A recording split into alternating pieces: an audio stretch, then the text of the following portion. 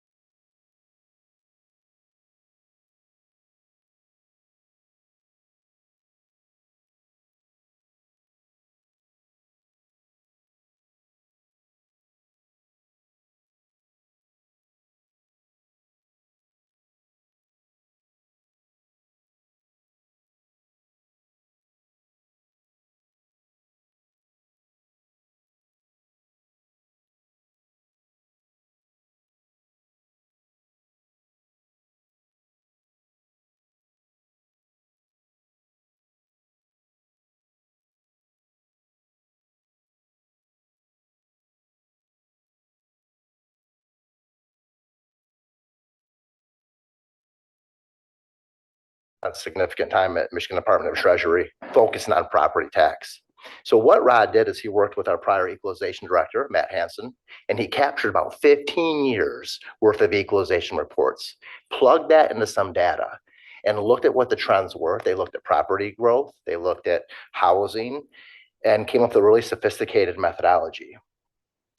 So I'm going to transition right now to 26 to show you how accurate he was with the calculations. When we look at our special voted millages, so our law enforcement fund, our housing millage, our veterans, our senior millage, our 911, for example, you're talking millages that are anywhere from 4 million to 10 million. Each of these projections, that revenue's already come in, and it's still going to trickle in a little bit. But each of those projections are 99.5+%, very accurate. So for example, the housing millage might be at $9 million and they've collected $9,006,000. So this methodology is very accurate. So this is going to lead us to this fall, right? When we collect the operating 26 revenue. So as we look at the 27 budget, Rod has already reached out to Matt Hansen prior to his retirement and now with new director Joe Arvello, and has captured the latest equalization report and plugged that in, that data, to give us more of a trend. So when we look at the property tax with this assessment, that is a very high level calculation. What that shows is it's about $800,000 increase. Okay. And so that's what I wanted to start off with. Vice Chair Taylor, I see you have a question. I've got to stop you there. When have we ever received a 1.6% increase in our property taxes? Every year it's between, I mean, in previous years, when the first 14 years or so I was on the commission, it was always, we're projecting 3% or 3.5% or 3%. It was always that. It was never any apportionment reports. They just said 3% or 3.5%. And we get anywhere from 5 to some years we get 7 or 8. This one is projecting, and I'll get to the investment income later, but this one is projecting like a 1.6% increase in our property tax from last year to this year. Is that saying that we're only probably due when June of next year, when our apportionment comes out, that our equalization report comes out, that it's only going to have a 1.6% growth in all of our property taxes? The most recent report, so that would be for the next year cycle under this methodology. So so we would have to wait to see what that lands at. But this is, again, the methodology that we've transitioned to, so we could remove ourselves from the surplus days of prior experience. And so this was a bit more aggressive, but more accurate too. So that would be my only comment, is if we want to revisit this methodology, and we're very happy to do that, right? To have a deeper discussion with the 27 calculation, if that is the direction that administration of the board would like to see. I will just say, if we get only a 1.6% increase in our property taxes, we are in a recession, a serious recession. That's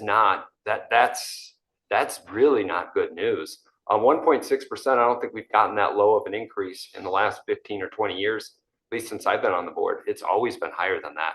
But I mean, I'm happy to look at how they got there. But predicting a 1.6% increase in our equalization report from next year, that's scary. I'll just throw that out there. That's the lowest we've had in about 25 years. Usually we're getting anywhere from, on the low side, 3.3, 3.5.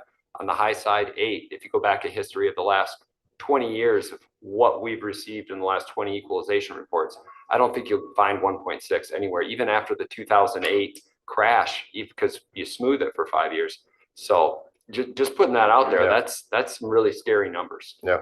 So with that being said, sir, respectfully, I'm definitely going to go back with Mr. Taylor and revisit this and get real more robust conversation and provide more detail for that. So we do feel, and the board feels, more informative with the circumstance. Correct.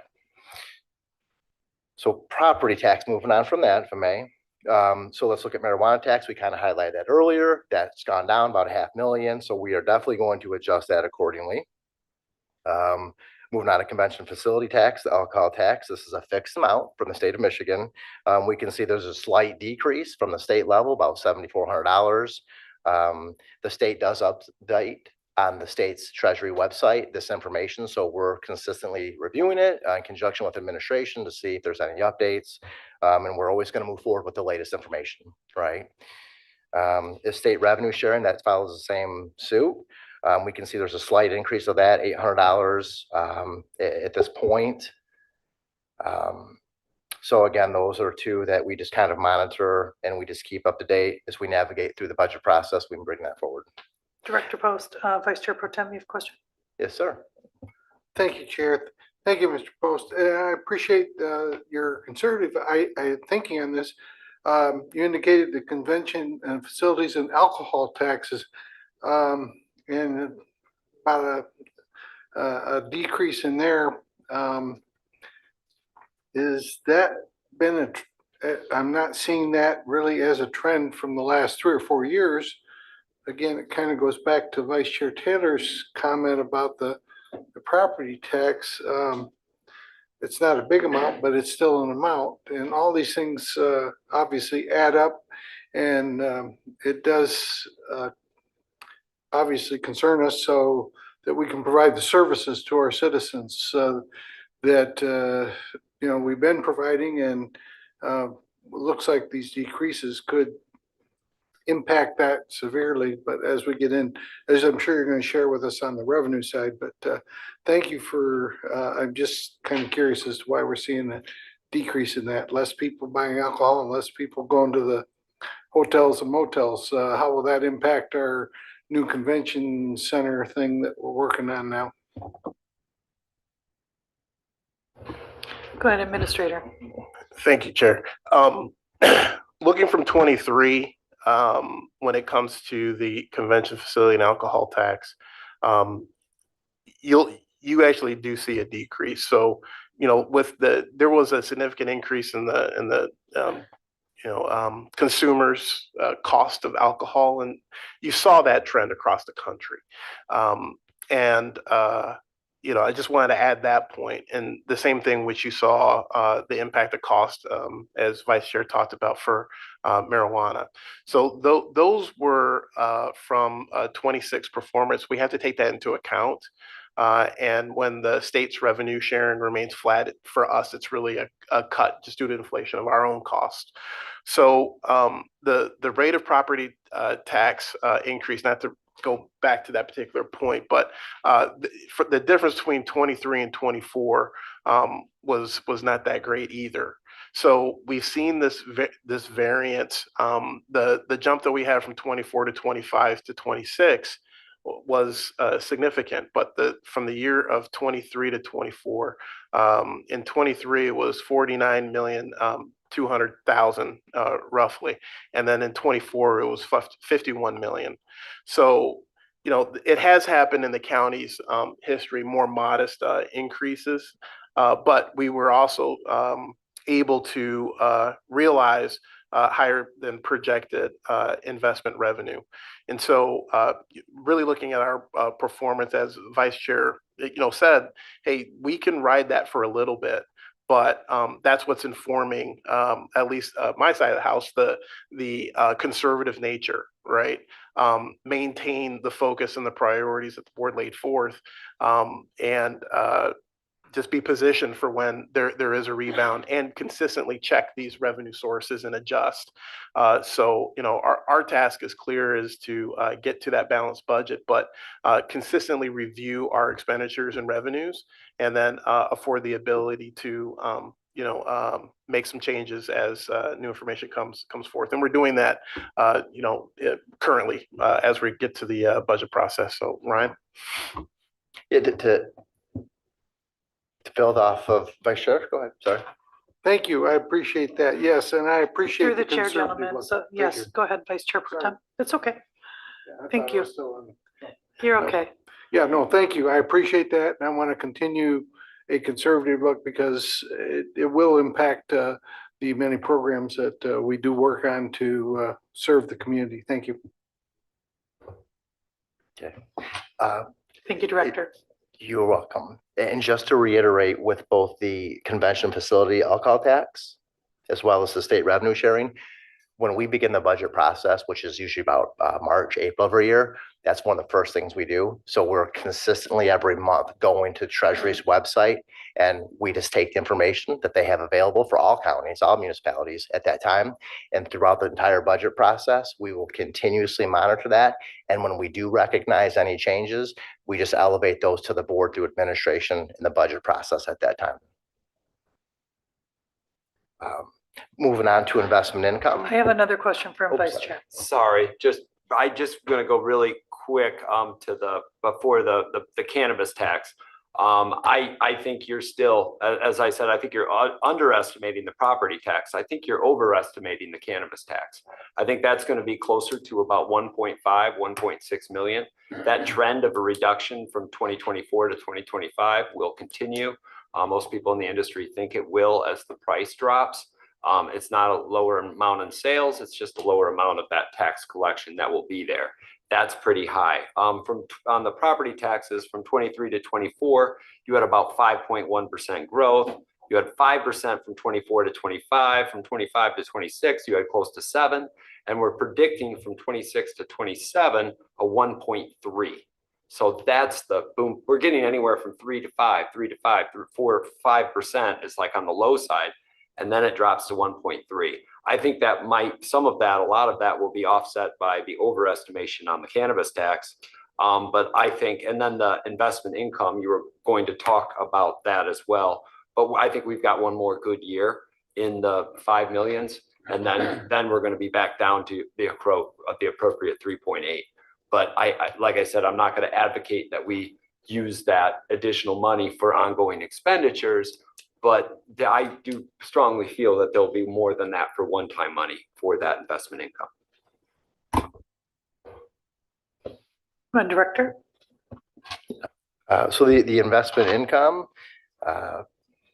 no, I think I do agree with you on that. I think that there was a reduction recommended from the chief deputy treasurer.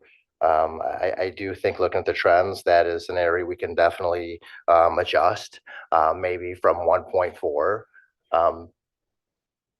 Just to Go add ahead, just a Administrator. little context for that too. This is also reflective of a policy change. So this is not necessarily the full investment power of the county being reflected in this revenue. So I just want to make sure that the context behind the 4.6 million, that is the impact of segregating the investment funds okay, so yeah, I think correct. So if there was an adjustment made in that end, we would probably, kind of looking at past performances, maybe 1 million, maybe 1.5 million that could go back to that number with a potential policy change. So that's a discussion at a later time. But there are hence, while it looks tight, there are opportunities. There are windows here. There are windows here. Thank you for that perspective, Administrator. Yeah. So with then moving on to the sheriff police contract revenue, this was an area that I would say over the past year, right, we've really strengthened the relationship with the sheriff's office. Myself in particular, I've had the pleasure of going over there every Friday from the months of February to probably April and working with that team. I had a great time with them, and I respect tremendously what they do, and they respect tremendously what I do, and I think we formed a great relationship. So as we continue to build on that relationship, we've assessed the revenue for the police contracts, and we've presented our recommendations to them. They support them. We're going to move forward with that.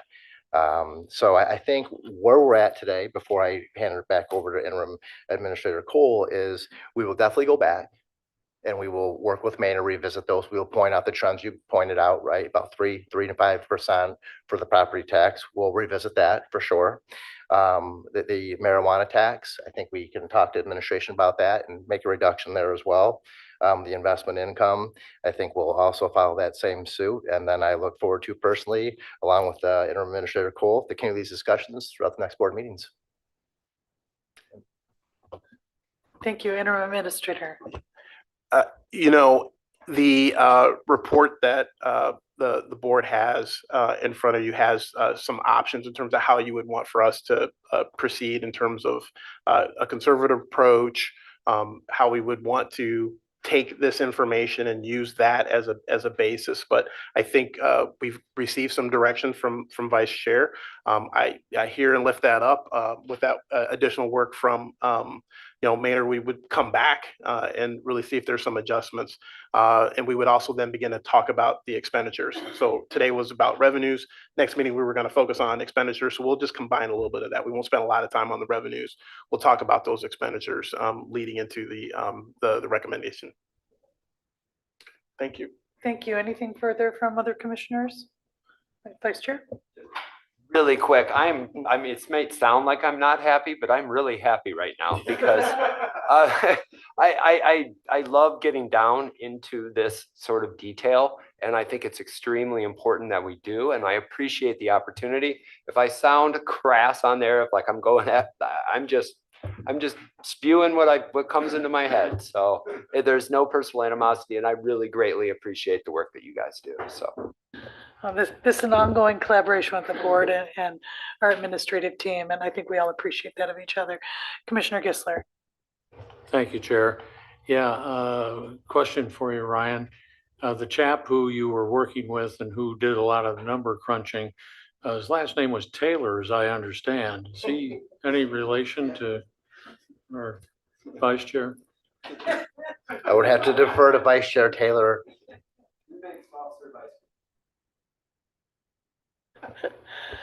Vice Chair Pro Tem. Thank you, Chair. Thank you, Ryan. Thank you, Administrator. I agree with what you're saying, and I like being a little on the conservative side. And John, I really appreciate this. I'm gonna tape these babies right up all over the place. So priorities, priorities, priority. Thank you. Absolutely. Thank you very much. All right. I think that moves us to our next item. Council, my understanding you'd like to have later discussion on the draft amendments to the bylaws. Does that apply also to the next item, the first reading establishing? No, ma'am, it does not. Okay. Madam Clerk Place was kind enough to review the board and make some recommendations. Unfortunately, because of the election schedule and then my vacation schedule, and now she's on vacation, we haven't met to discuss some of the final points. So I would like to do that before I massage them into the draft, but it will be provided timely. Okay, thank you very Madam much, Chair. Council. All right, which doesn't preclude us from going forward with the next item. It does relate to the revision of the bylaws, but this will be a first reading of an amendment to create the Finance and Administration Committee. Are there any questions from the commissioners? I think just an overall update, to the community, and thanks to Vice Chair for his ongoing advocacy here. It's just establishes an ongoing committee that consists of at least 5 of the commissioners. So we have just an ongoing, more in-depth discussion on the financial position of the county so that we're sort of stewarding forward as we face changing financial conditions, long-term capital needs, that we're really digging into that into more depth. And it provides administration an opportunity to help further educate and build the expertise of the board as the fiduciary of the organization to do that effectively. Any other questions or comments? All right, Vice Chair. I was just giving my thumbs up. I think this is well overdone. This is in best practices with other counties and big organizations throughout the state. And Ryan will do an excellent, Director Post will do an excellent job with this. And I look forward to going back and forth at these committee meetings as well. I am so sure he looks forward to that as well. All right. Thank you for that. Let's say we'll go to item 8. We have no closed sessions at this time. All right. With that, we are now adjourned.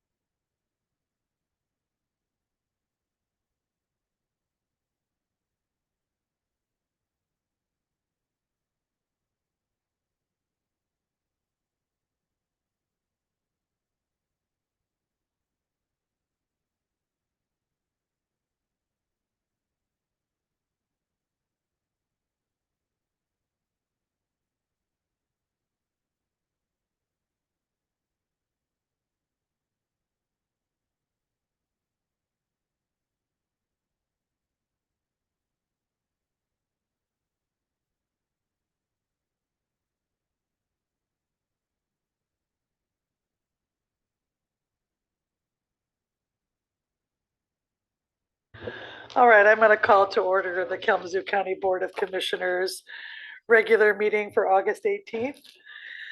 Our first item is our invocation and reflection. So, um, so I'm scheduled for the invocation and reflection this evening, and I'm just going to share a reflection tonight. So I had the opportunity the last few days, a few times this week, just to interface with some of our community members who face such deep suffering in their lives. We had our members of our housing ad hoc committee and some of our housing team went down and we talked with folks on the encampment. I interacted with another young woman out in our community, living in a vehicle with no food and a broken tire. Most of these folks living life on the street for multiple years on end. And I went and spent time with a man with disabilities that I took care of for many years, facing the end of his life. And it just, always gives me pause. I'm an empathetic person, and just to look around us and to remember to have gratitude for what we have in our lives, the support that most of us have, the family that we have, the community that we build together, and just never to forget the people that get easily forgotten, because in them is us, and in them is the value inherent in every person. And when we lift that up, we make a community that's such a much better place. We make ourselves better people, and we build a future that's worth one for our children to grow and to flourish in. So with that, please join me for the pledge.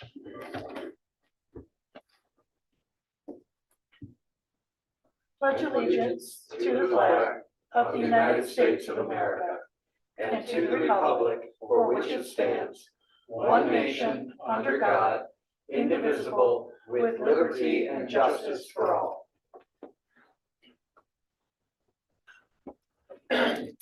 All right, that brings us to item 3. Clerk, will you please call the roll? Commissioner Ray. Chair Strebs. Here. Vice Chair Taylor. Here. Commissioner Wheeler. Commissioner DeLu. Here. Commissioner Gisler. Here. Vice Chair Pro Tem Hepler. Here. Commissioner Mazer. Here. Commissioner Morales. Present. 8 present. Thank you very much. Right, take us to item 4 is proclamations. We have none before us this evening. We'll go to item 5 is communications. So first we have item 2026-1115, the Q2 Community Grant Report Summary. So you see 2 quarters through the fiscal year, sort of where the funding and activities occurred in the community grants that we've awarded. Item 2026-1010 is our monthly investment report. And item 2026-1120, a letter from Gary Hahn, Kalamazoo County Surveyor, informing the Board of Commissioners of the appointment of Joel East as the Deputy County Surveyor.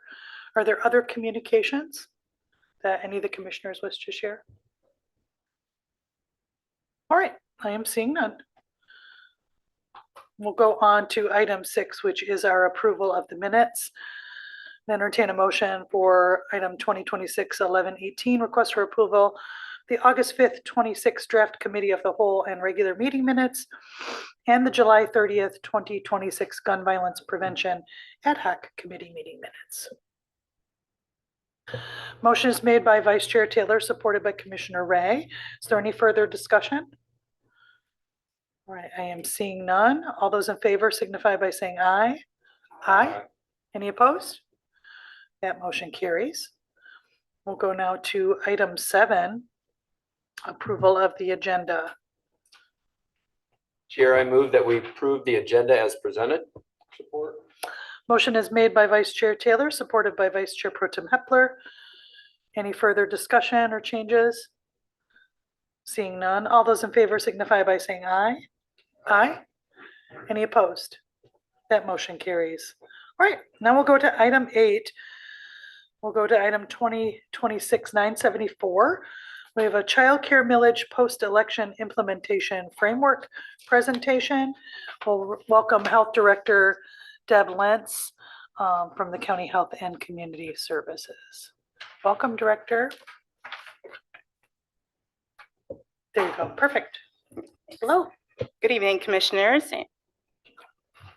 Thank you for the opportunity for us to share our implementation plan as we work with the new millage.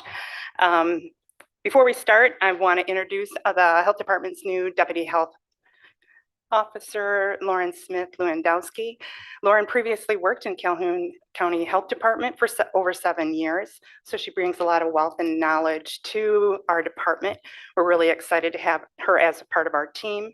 I'll give her a couple of minutes just to introduce herself, and then we'll move forward with the presentation. Welcome. Good evening, board. I, as Deb mentioned, have the distinct honor of serving as the new Deputy Health Officer for the Health and Community Services Department. I came from the Calhoun County Public Health Department. I worked there starting out as an epidemiologist, and then got a lot of experience working various public health emergencies under my belt, including the COVID-19 pandemic. I moved into a community health supervisor position after that, and then also served as the community public health director there. I've worked with a lot of different non-mandated public health programs, a lot of mandated public health programs, and then I managed a pretty complex portfolio of grants, bringing in nearly $1 million of grants to the county during my time with the county. I love public health. I love local public health. I think that's the best application of it, and I've gotten to see like the way that it saves lives of community members every day. And I'm also a resident of Kalamazoo County, so that kind of sweetens the deal where I get to serve the community members and serve the place that I call my home too. So thank you for letting me introduce myself, and I look forward to working with all of you. Absolutely. Well, welcome home to you. All right, Director. All right, so our purpose tonight is to walk you through our vision of implementing the child millage during year 1. That the millage language firmly established that HCS would be the administrative house for this millage moving forward, but didn't provide real specific direction on governance or the implementation structure. So we are looking to the board to help decide that. Since the election, there has been a lot of community interest in implementing the child millage, and that interest speaks volumes to us. We think that's an asset and welcome their input to creating this millage moving forward. At the same time, we also want to ensure that the structure reflects the board's intent and provides clarity regarding roles, responsibilities, and decision-making authority. Establishing that clarity up front really defines how we move forward successfully and that there are no hiccups moving forward. Before we jump into the implementation mechanics, we want to begin with the principles guiding our recommendations of this plan, especially as these principles align with the countywide strategic plan. Principles include, excuse me, ensuring community voices are heard, investing where the barriers are the greatest, but ensuring every community within our county benefits from the millage, measuring that success by whether families' experience improves, and building a stronger foundation for our children while supporting parents in the workforce. We want to invest boldly, listen to the community with their needs, address inequities, and also demonstrate results during this first year. Success in the first year will be defined by the leadership we hire, the governance that's established, listening to our community and making sure they're engaged in that plan moving forward, especially in prioritizing funding, ensuring that that funding process is put in place. And then lastly, well, all of these will work simultaneously, but also making sure that evaluation is implemented so we're assured that we are doing the work during this first year.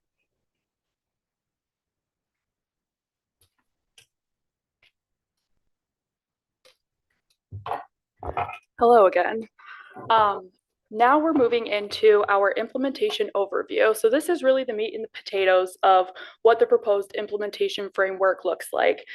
This is a high-level overview of the outcomes that we expect to kind of work through as the implementation progresses. We want to begin serving families as soon as responsibly possible, but we also want to make sure that we're thoughtful and transparent as we're building that process to ensure future success of the millage. As Deb mentioned, this is shown sequentially, but a lot of this work is going to be happening simultaneously, and there will often be times of overlap during this first year's implementation. The star on the slide shows where we're at today, which is our post-election mobilization. We've actually been working and preparing behind the scenes for this ever since May, so that if the millage passed, we could move quickly rather than waiting until now and then looking at a potential launch in January. We want to be quick, we want to be nimble in this implementation, and we don't want to sit on our hands when there's progress and work to be done. The preparation that we included in that is developing the positions for posting that will support this work, looking at the funding that would be needed to begin hiring as soon as possible, and then also looking at the proposed implementation timeline and the framework that we're going to be reviewing with you all today. So we're ready to mobilize, and now it's how do we mobilize and go from preparation to implementation.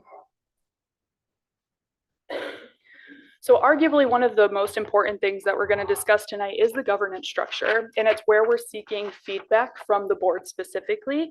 We are envisioning a governance structure that's divided into two phases. So we have our phase one, which is Community Implementation Task Force, and phase two, the Child Care Advisory Council. And I'll get into the details of that in the next slide. But the reason that we're proposing this specifically is because, as I mentioned, we want to be reasonably quick in the implementation of this, because we know that this is going to have a really positive and significant impact on all parties who are involved and at the table. So we want to be responsible in getting the funding out the door with a goal of having some funds distributed, however the implementation group and the advisory council see fit in Q1 of next year. And now getting into what that advisory council specifically looks like. The implementation task force would be relatively small, a temporary working body, like an ad hoc of the Board of Commission. We would envision approximately 8 to 10 members who represent different perspectives from the child care system, working very hands-on with HCS and identifying different priorities, different needs, finalizing the plan for the implementation, informing budget considerations, and then also developing bylaws, so that we can kind of build that infrastructure that the advisory council will serve long term. We also want to be really transparent about who's going to be formally participating in the implementation. And we know that that process will ultimately be accountable to you as the board. We would like to propose an application process, which would allow individuals with extensive experience in the child care field and also those with lived experience to participate in both the implementation task force and also the advisory council. And then when you shift into the Child Care Advisory Council specifically, this would be what the Standing Community Advisory Body is. It'll shift after the task force sunsets, and it would be responsible for recommending priority investment areas, helping inform the RFP process, and looking at things like eligibility, allowable uses, and expected outcomes. Again, importantly, wanting to reiterate, the advisory council would make recommendations, and the ultimate authority for the millage would remain with the county and the Board of Commissioners. Based on the board's directions tonight, our next step would be to bring forward a formal resolution establishing the task force in the process of identifying who those potential members would be. I think this is probably a good point for us to pause a moment and have some discussion amongst board members.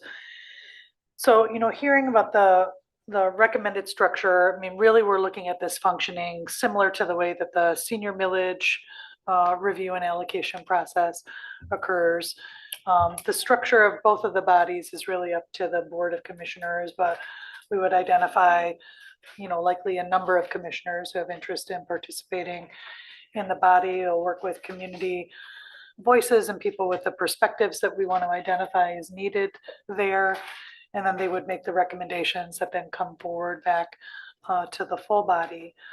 The So in reading through the memorandum, the task force, because we're looking at sort of trying to get an expedited seating of that body, similar to what we did with the opioid settlement fund task force. There we sort of just reviewed applications. We had some discussion at the board level and then made appointment rather than having them go through the interview process. I think that's that is one potential approach to take with it. I want to ask the responsibility of the ad hoc. So it's for the initial year's budget development. Is that what we're seeing? And then what specifically by staffing will we be asking the task force to do? Helping to inform the appropriate staffing model as we're kind of evaluating it through the first year's implementation. I would envision the task force to be up and running for around the first 6 months. And we recognize that the work's going to evolve really quickly. Yeah. And we recognize that we don't understand the full extent of the work that's going to be associated with this millage. Yeah. So, because right now you're proposing a couple of positions, but it's whether or not those are like defined enough, and we want to have the community partners there to help us potentially refine the scope of the work that the staff people will be doing. Is that what we're asking? Correct, following the implementation and hiring of that initial supervisor and that initial community health worker. So it'd be about staffing beyond that? Yes. I see. Okay, thank you. And then developing the bylaws, which would apply to the future advisory council. Okay. Thank you for that. What other questions, Vice Chair? First off, thank you very much for explaining that much better than it was written in here. When I first read this, I'm like, they don't understand that the Board of Commissioners put that on the ballot and everything has to be approved by the Board of Commissioners. But you used the term recommend, and I appreciated that more than you know. I'm getting to this. I would say that the Community Implementation Task Force should also include commissioners on that as well. They're the ones that went out to the public and said, we're developing a plan, we're going to do that. If we just wash our hands and say, oh, we're just going to let staff do it all, that wouldn't look good on us. And I have to say that. Secondly, I do think that commissioners should be involved in the process. You're explaining it much better than when I read it last night. So okay. I will give you kudos for that. Thank you. Thank you. Commissioner Ray. Thank you, Chair. I just have a couple of questions. I think John spoke to our point of having commissioners on the committee. The Community Implementation Task Force versus the Child Care Advisory Council. One says the application process and approved by the Board of Commissioners, and then the other says appointed by the Board of Commissioners. I think both should be appointed by the Board of Commissioners and not somebody selects the applicants and then we just approve their selections. I don't think that should happen. And then also just want some examples of people with significant experience in the childcare sectors. Like, who are those folks? Are those providers? The goal would be to have a wide variety. So folks that work on the Kalamazoo Child Care Coalition have a wide breadth of expertise. We want to hear from providers. We want to hear from family members too who have children in childcare. And we also want to hear from potentially people who can influence policy locally in that field too. Okay. And so would the application be posted on our website or is it going out some other way? Like, what is the idea for that? So I apologize because I'm new to this, but my understanding was for the opioid application that was posted on the county website, and there were pre-identified categories that were approved by you all that we would include in the resolution that we would bring forth if you guys approve what we're proposing today. Thank you. Additional questions here? Let me go to Commissioner Gisler and then I see council. Go ahead. Thank you, Chair. Tammy always triggers thoughts in my mind, and one of the people I would like to suggest, I don't think we're ready to start talking individual names and whatever, but I'm a big fan, as you all know, of Tim Bartik at the W.E. Upjohn Institute, who has written books about early child care and early education and how important it is that it reflects, and I think he's got the longitudinal studies that he didn't necessarily do them, but he's analyzed them that show there's less going to jail, committing crimes, recidivism after that if you do go to jail, and it all benefits from early child care. So I'll just keep beating the drum for Tim Bartek. Now, he may say he doesn't want anything to do with it, but, you know, I would like to throw his name into the hopper, and I don't know what he would be classified as, you know, local expert or something like that. Yeah, thank you. Thank you, council. Thank you, Madam Chair, and please forgive me if you did. I was writing some notes. Did you acknowledge that Commissioner Wheeler has joined us? Thank you. Thank you so much. I did mean to recognize that. She did join our meeting at 6:36 this evening. Thank you. Thank you too, council. Yes. You know, I was gonna say it earlier, now I just can't help but say it, but I just love what a liberal bleeding heart, Commissioner Gisler. What you really have under there, I see you. I just want you to know that. Okay. Yeah. I never said I was against the child care concept, but I said I think out of our $325 million, we don't need another millage. So I don't like to be categorized as a bleeding heart. Yeah. You know, I love it. Yeah, okay, thank you. Still against taxes and every turn. I'm so not the point hard noted. ass you may think I am. Point noted, Commissioner. Thank you. Appreciate you tolerating our banter there. So on this matter, as far as the task force, do you feel like you have the clarity that you need from the commission of how to move that forward? So I'd like to ask some additional questions on the advisory council. So, and this I think relates back to bylaws for council. When we've established a new formal body, typically we have that come through the full board for the initial seating, and then it would go to board appointments for reappointments or new vacancies. And so I would expect then that would be the process that we would utilize here rather than just through the board appointments committee. But just to clarify that, as it was part of the memorandum that we received. Are you in alignment with that, council? Yes, ma'am. I've not seen that memorandum, but based upon the custom and practice of the body and what you said, yes, ma'am. And we will already write this into the new bylaws as one of the advisory boards. We're going to put that in. Thank you. Excellent, good. So just more changes to add to that draft that keeps drafting. Vice Chair Pro Tem.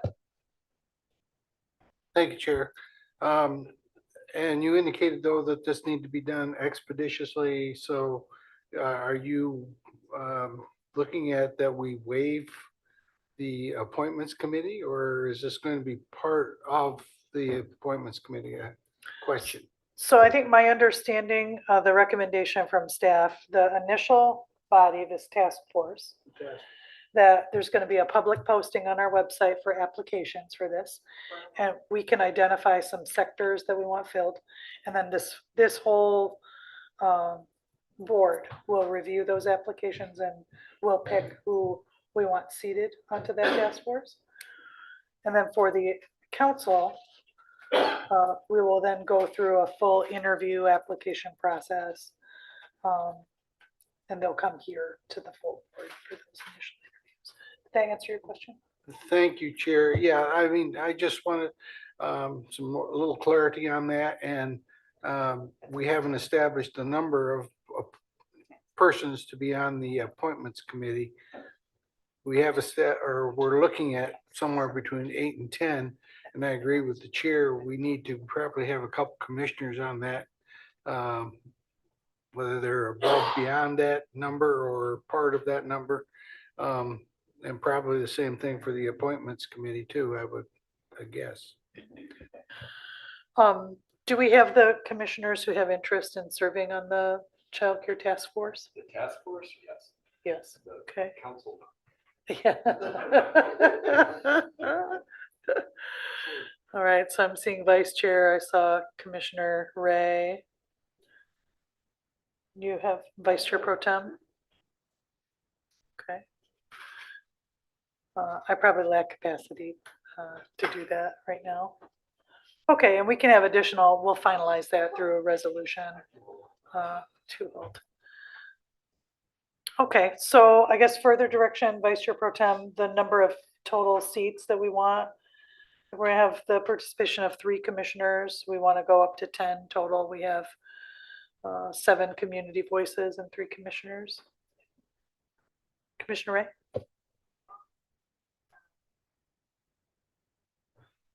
I think, first of all, I think we should have an odd number. But, excuse me, I would think we would want more than 7 communities, so maybe 8, and then 3 commissioners, or 9. No, because that makes it even, Dale. Or we have 10 and then 3 commissioners. I think there's gonna be a lot of interest. Obviously, there's been a lot of communications. Yeah. And a lot of people talking about interest in this millage and where the funding is going and how it's gonna be allocated and spent. But, yeah, I don't want it to just be limited to 3 Okay, community members, and then we have all providers on the committee. yeah.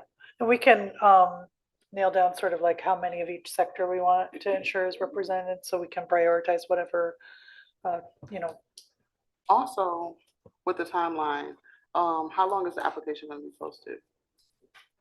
Well, I mean, we can, our typical process is 30 days, but we can set whatever process the board wants, allowing the opportunity for people to be aware that it's posted. I mean, you know, we want to expedite it, but we also want people to make sure they have opportunity. So do you have thoughts about beyond, would you like to see less than 30 days or, yeah? They're saying we want to expedite the process, but I think we should do it right and no different from any other Yeah. process. It should be open for 30 days. Yeah, I agree with that. And I think it's just moving it now so that we're not like at January trying to get it up and running is the gist of it there.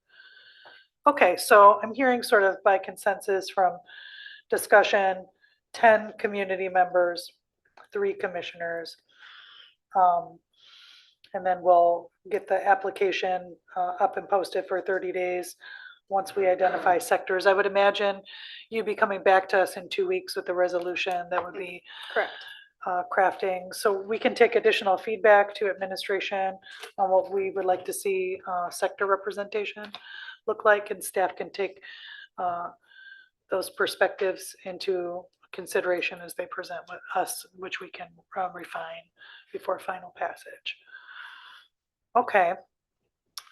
And then the Child Care Advisory Council. Do you want any specifics from us at this time?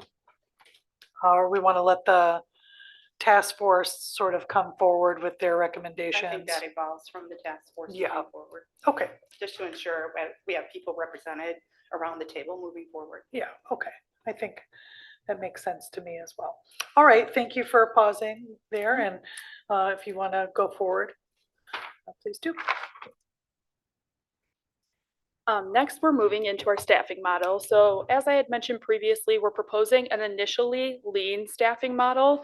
And we're doing that for 2 reasons, because we want to make sure that we're being responsible with the implementation of these funds from the taxpayers. And then we also want to make something that's scalable. So we can start small and then potentially grow the team depending on how the work may evolve. The amount of money in this millage is significant, so we know that there is potential to be a lot of work coming out of that. So within the staffing model, we initially want to integrate a childcare millage supervisor. This person would operate very similarly to Cassie Bailey, as I know a lot of you are probably familiar with her work in the Area Agency on Aging.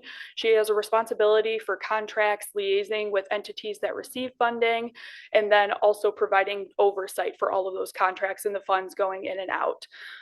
That would allow us to effectively and quickly get this off the ground, while also making sure that there's someone to liaise with all of the different providers, because we recognize that that relationship building component is going to be really critical to make sure that this work is successful. And so then building off of that, oh, I missed a point. So in the general fund, we do have a request tonight for $32,500, which would allow us to start this person on September 28th. Again, so that we can make sure that this process is happening quickly and efficiently. We have a pretty robust understanding of how we'll be able to use existing county infrastructure to get this person trained. So again, we can reach our goal by getting some of the money out the door in Q1 of next year. Commissioner Morales. Thank you, Chair. I have a question about that salary. Is that competitive, number 1? Number 2, when we took our salaries, I thought we were paid as the lowest paid employee. Is that lower? It's just a partial year, so this is just the funding from the six- September Okay. 28th to January. So what would that, it's gonna be 60, It's 70. oh, 70, okay, I didn't get that far. All right, Yeah. thank you, because I was like, look, absolutely not. That's a good, same question. I had Okay. that same one earlier. Commissioner Okay. Morales. Yeah, so that would be from the 28th through the end of this year. And then to build on the relationship building piece of this work that's really important, we're also proposing to hire a community health worker to get out into the community and help not only families, but also the workers at the different entities with navigating and making connections to one another. And as I mentioned before, we would leverage our existing county infrastructure. It's one of the benefits to the way that we're going to implement this. We have existing finance and procurement and communication and human resources in place, which allows us to move a little more efficiently. Yeah. So one additional question I want to hit on the childcare millage supervisor. So I know, you know, you all know your staff team in your department, and just looking through the job description, there's a very heavy emphasis on data analytics and contract compliance. All those certainly are going to be needed. But sort of as an aside is that relationship building and the liaisoning. And I think that is a really core skill set needed within the position. More, you know, the job description calls for like a background in accountancy or business management. And this is really about folks that can build the coalition and the network and the relationships. And so I just want to think through that. I don't know if they end up then sort of separate tracks that staff end up being on. So that was a thought that I had. And then the community health workers, those just require an associate's degree, but aren't they only starting at like, they start at 1560 something an hour? Is that correct? They are It's a K104. I didn't bring that information with me, sorry. I think I had that. Let me, so I was inquiring They're earlier. 106s or 107s, depending on if they have, the 106s are tier 1, which would be like somebody with lived experience or an associate, and then tier 2, or the social or community health worker 2 would be those that have additional education or certification.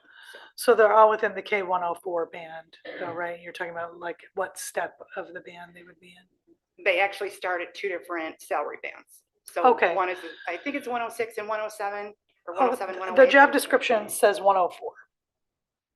4? Mhm. Okay, maybe I'm wrong. It should be. Is it 106? 104. Thank you. It Thank is you, 104 Commissioner. for a community health worker 1. It is 106 for community health worker 2. Thank you for that assist, Commissioner Wheeler. I see a question from Vice Chair Pro Tem and then Commissioner Ray.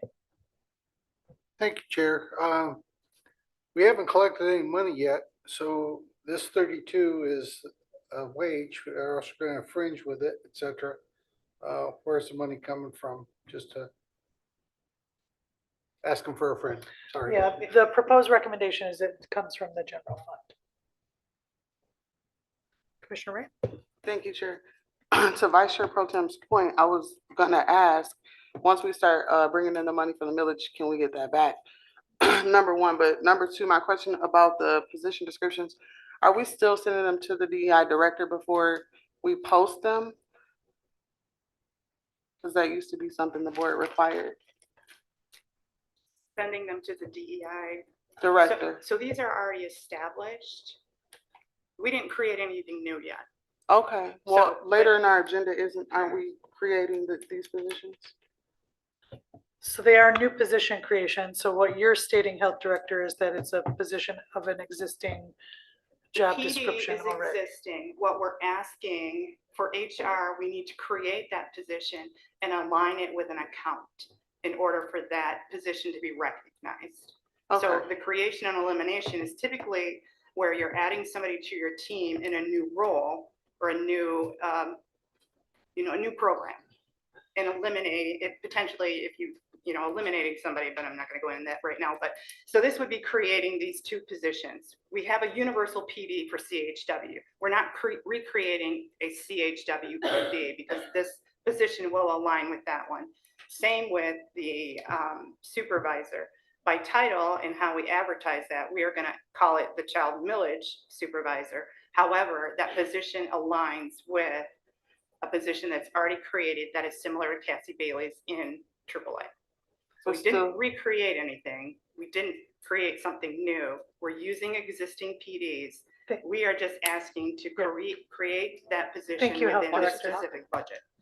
Thank you for stating that again, Health Director. Yeah, So your So to question, my Commissioner. point about sending things to the DEI director, some of this like requiring a bachelor's degree or requiring an associate's degree for something like a community health worker, which is like an 8-week certification program. It doesn't require an associate's degree to hold that position. My question would be, could we add language that says like equivalent education or experience to even the one that requires a bachelor's degree for the supervisor position? So we're not eliminating people from applying for the position. That is a board decision and not their decision. So That's I'm kind of correct. asking my colleagues. Yeah, thank you, Commissioner Ray, and I absolutely support that recommendation. Vice Chair and then Commissioner. I 1,000,000% support that. I think we as an organization and a lot of other organizations put a lot of weight in pieces of paper that don't equal real world experience. And what you end up getting is you get people that can talk out of a paper sack, but they can't actually do the actual work. And I've seen that again and again and again in every industry from government to cannabis. So that being said, now my understanding of the $32,500 was that was just a front, or that we were loaning that money so that they could get up, you guys, that program could get up and running and be reimbursed by the childcare millage. That's the case, correct? That's what I would assume, yeah. Yes, yeah, that was my understanding. I'm in full support of that. That's how you get it up and running. So you're not starting from scratch in January. I completely support that as long as that money is reimbursed from the actual millage. Go for it. I think that makes sense. It'll make it a smoother transition. And then the 32,500 with a 40% fringe rate for anybody that cares is about $68,000 a year. So interim administrator, yes. I just wanted to, just address we talked a little bit about some HR policies. We do have the HR director here, but I do want to lift up that all of our positions do have language around equivalent experience. So that's acknowledged. I just want to make sure that that's lifted up as well. And if there's something in particular, the official like PD language, like all of our positions do that. So yeah, well, I would invite the HR director up. Yeah. Yeah. Thank you, HR Director. My pleasure. Good evening. If you look at the job description that you have in front of you, it does say it's required for a bachelor's degree, but if you look at, I think the third bullet there, it says any equivalent experience, combination of training, education, and experience that provides the required skills, knowledge, and abilities. So in most of our job descriptions, I would say all with the exception of sometimes there's a certification or something like that that's required. But the one I think that's there in your packet under the minimum qualifications, it lists bachelor's degree, at least 1 to 3 years of related experience. And then the third bullet says or any combination. So I would just like to provide feedback to this point that Commissioner Ray is making. So while that may be the intention, when I read this, I see these 3 bullets are required of me as the applicant. I need a bachelor's degree, I need 5 to 7 years of experience, and I need other combination of skills, training, and equipment. So I would not apply if I did not hold all 3 of those requirements. Very helpful feedback. So I think there's a way to massage that language to say or in there. Absolutely. Absolutely willing to take that note and go back to look at this language is throughout all of our job descriptions. So I think that's a great note, and we can look at how to clarify that for applicants. But thank you very much, Commissioner Morales. So I just want to go back to, I feel like I'm in agreement with Commissioner Ray, but I also want to highlight those of us who do have degrees that work very hard for them, and they're not just a piece of paper. I know you probably didn't mean it that way, Vice Chair, but I hold my degree in all the education and certifications that I have had to a high level. So I do understand where you are coming from. However, I think the language is misleading. And if I, in my educational field, were to look at that, the first thing I would see is bachelor's degree and someone on that committee who is skimming through that. My first thought would be, I'm hiring someone with a bachelor's. So, not to beat y'all up, but we do need some clarification as we move forward. Thank you for bringing up that point, Commissioner Ray, especially for a health worker position paying $16 when you're asking for a bachelor's degree first. I think that that first sentence can say bachelor's degree or equivalent. That's most of the language that I see when I'm going through a hiring process. That or is right there and not 3 bullet points down. Commissioner Gissler, my apologies for Oh, I'm sorry. getting off out of order. Commissioner Gissler. Yeah, I don't want to turn everything into personal issues tonight, but I heard Cassie Bailey's name mentioned, and that's one person in your organization, Deb, that I absolutely can't say enough for. She's incredible doing what she does. She's services the Older Adult Services Advisory Council very well. She got us through 2 task forces, and I think my colleague Wendy will attest to she is first rate. So if she's just being used as an equivalent, great. But I'd hope if you're going to try to lure her away from where she is now, offer her some scratch or something, because she's really good at what she does. There you go. Thank you. Vice Chair, you had another, did you have another? Oh, no. Okay. I was just saying that requiring a bachelor's degree for a $16 an hour job is absolutely ridiculous. And that was my point. I did not mean to offend the people that have degrees, Commissioner Morales. Okay, thank you. Okay, appreciate you. All right, let's continue. And the last section that we have for this evening is looking at accountability metrics. One of the most important things when we integrate accountability into the infrastructure would be identifying an external evaluator to be able to bring them in on the ground floor so that we can establish really strong baseline data and establish outcomes and data tracking mechanisms to demonstrate outcomes over the duration of the entire millage. We would propose interfacing with the board and reporting back to the board with quarterly reports, potentially an annual report, looking at a performance dashboard that's public facing so that you all as a board have an opportunity to look at that information, but that it's also publicly available to the community members. Financial reporting would be a component of that, along with having that independent evaluator in the process, and then also obtaining feedback from the community, because we want to make sure that the millage funds are truly meeting the needs, since this was put forth to meet those needs. The measures would ultimately need to be finalized and put forth from the advisory council to you all as the board as well. So I'd like to just hear a little bit more about that. Help me understand what an independent evaluator would look like. So we would contract with an outside, like a consulting firm that would come in to do the evaluation.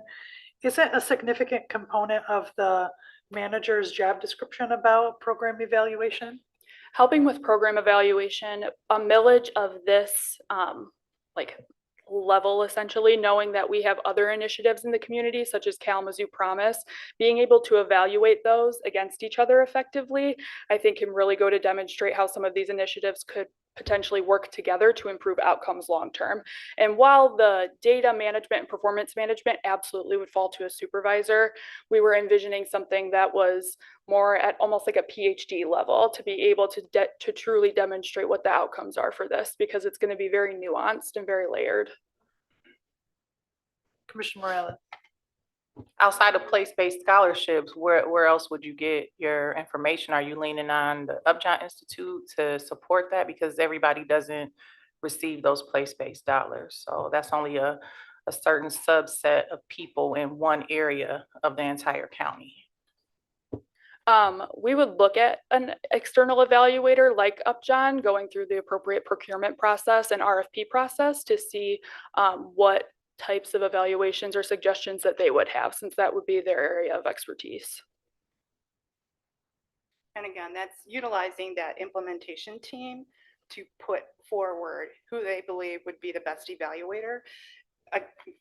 looking at a community, you always want to attach those measures. So if we look at Cradle, that cradle to career, how are we looking at, how are we trending or putting that data forward to say, you know, we put all these implementations in place for infants to toddlers. We have the Kalamazoo Promise that then puts them through, again, I'm just speaking to the city on this, but putting them through college and having some of those opportunities to prepare them for career and giving back to our community. So who holds that data? How we braid that data together so we have an all holistic approach to looking at how these villages have impacted our community as a whole. Right, I have Vice Chair, then Commissioner Morales, then Vice Chair Pro Tem. Just to throw it in there for a metric, workforce participation. When this millage was going on, I talked to my community members and I talked to my neighbors, and I talked about this being an economic development opportunity as well as just a childcare millage. And so one of the metrics you could look at is workforce participation. We seeing more secondary, family members joining the workforce now that they have the ability for childcare? Commissioner Morales?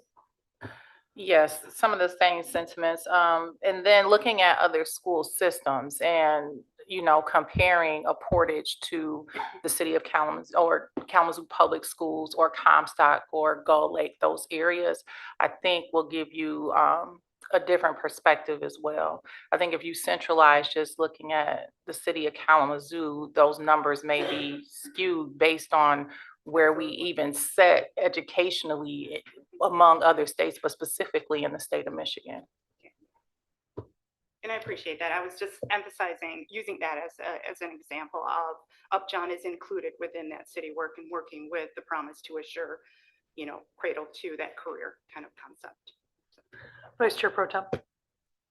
Thank you, Chair. I agree with what the council has been saying. I think it gives a good framework. Should also point out that many of the outlying areas like Gull Lake and Galesburg, Augusta, and Scotts and Vicksburg don't have a promise. So it's kind of focusing in one spot when we want to serve the whole county of Kalamazoo.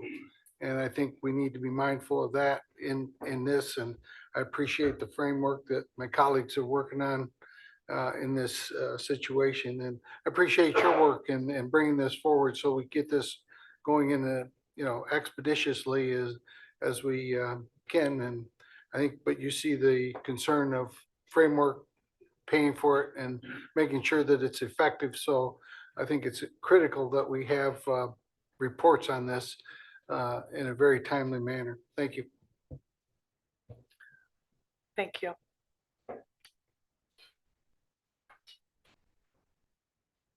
So almost to the end here. So following tonight's discussion, we will work with Deputy County Administrator Smith to provide your feedback and update or refine our plan moving forward. Again, these questions were presented to you. Many of them came up in the discussion earlier, but getting a clear understanding as we move forward would be appreciated, and we'll incorporate that all as we move that resolution forward at the next meeting. Ultimately, I think the bottom line here is we want to ensure that this program is something we build together and that so that it delivers the greatest possible impact to all of our children and family within our community, not just the city, but also within the county. So that's what we're hoping for. And we want to thank you for the opportunity and welcome any additional questions.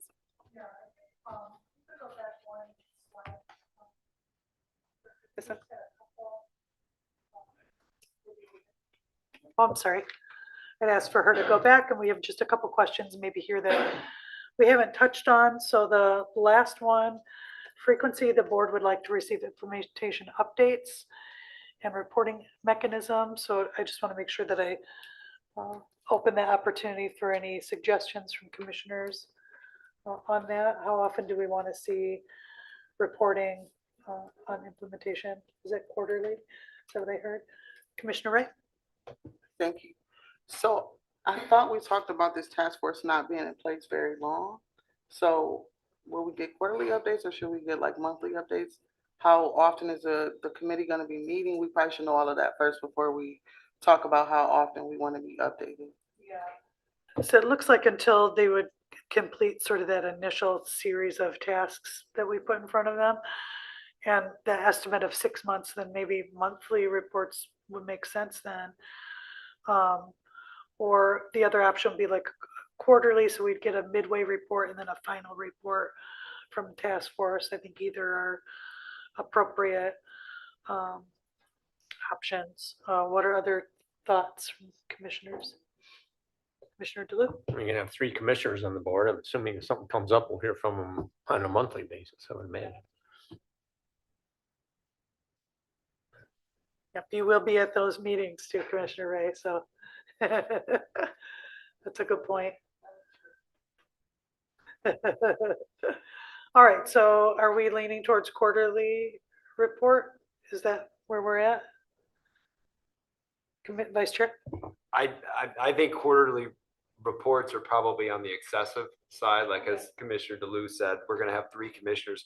Hopefully during our members' time, one of those 3 commissioners will inform the rest of the board of what's going on. I certainly think we need a report when this task force is done and they've concluded. Oh, definitely, probably a long conversation. But me personally, I don't need to see quarterly reports unless the rest of the board wants it. So maybe then we just challenge the participating commissioners to provide a monthly update rather than a formal report. What was that, Commissioner Morales? Oh, good. Vice Chair has committed. All right. And then the others, if there was anything else that we wanted to make sure that we elevated for staff to consider in the development of implementation. Okay.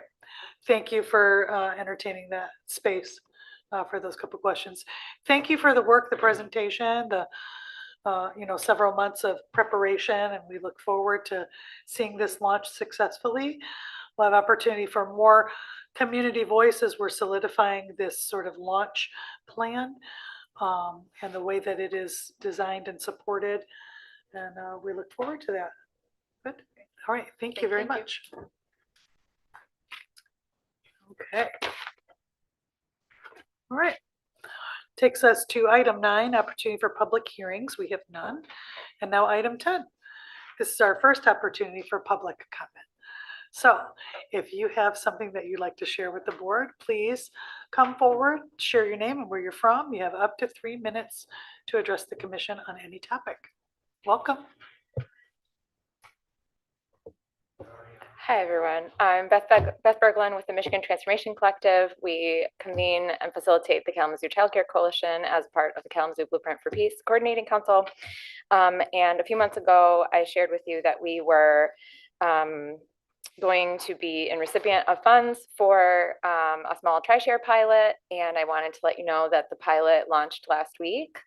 And so we would encourage you to share a flyer that we'll be sending you, that one that is business focused and one that is parent focused, talking about the employers enrolling in TriShare and then the reimbursement that the employer will receive in order to drop the parents' childcare costs by 2/3. And I'm happy to answer any questions if you have them after. Thank you very much, Beth. Thanks. Welcome. Hi. Thank you. Good evening, commissioners. I'm going to keep this short and sweet, but I am sure many of you are aware of the protest that happened at the Kalamazoo City Commission meeting last night against flock cameras, and I wanted to reiterate some of those concerns to you here tonight. I urge you to do whatever you can to either stop the installment or usage of flock cameras, and I think that this is one of the most pressing issues that we have facing our communities, because surveillance causes things like stalking to rise, and especially when it comes from cops or other people in the area. And I want to impress upon all of you that we are living, breathing human beings. We are not extras in movies that need to be monitored every second of every day. We are not video game characters. And I think it is really important for all of us to understand that this surveillance is not specifically helping to catch criminals at any higher rate. What it is in fact doing is making people scared to go to their jobs. It is making people scared to leave their homes, and it is causing, all in all, unrest amongst the public. I think also something that is really important is that I went to work today and I polled some of my coworkers about how many of them knew what flock cameras were and if they were in their county. A resounding no, I don't know what that is, and no, I did not know that it was in my community came from almost every single one of them. I think there's a lot of distrust between the public and public officials currently, and I think that part of that comes from things being installed amongst our homes and our businesses and our third spaces without our knowledge and without the proper transparency that is needed. I urge all of you to do what you can, as I said. In case I didn't state it before, my name is Chloe Davis. I live in the Edison neighborhood and I have for my whole life. Thank you. Thank you, Chloe. Welcome. Hey, everybody. Hi. My name is Nate Evans. I've lived in Kalamazoo pretty much my entire life. I was at the protest at the city commission regarding this issue of the flock camera, given that it was not originally on the agenda. And then thanks to the protest, we pressured the city to have a vote on flock cameras, and that when their contract is supposed to be renewed, they will have another vote as to whether or not they will actually continue with any new or existing flock contracts. And I urge this board in any way that it can to do the same. I have to drive for work as I am in catering, and that means traveling all across Kalamazoo County and in surrounding counties. And everywhere that I have gone for my job, I've seen at least 3 flock cameras on my way there. And I want to stress that all of these flock cameras were put up without the consent of the people that were living there, without a referendum, without a vote of any kind. I'm not aware of the tools that you guys have at your disposal to implement policies against flock countywide. I know that flock has gone individually to local cities, local towns, local villages themselves, and they have made deals and offered contracts with individual cities. But I urge you to work with the city commission and their new vigilance towards flock cameras, because these things are problem causers. They are not problem solvers. And every flock camera that remains standing is an invasion of our privacy. Thank you. Thank you very much, Nate. Is there anyone else wishing to make public comment?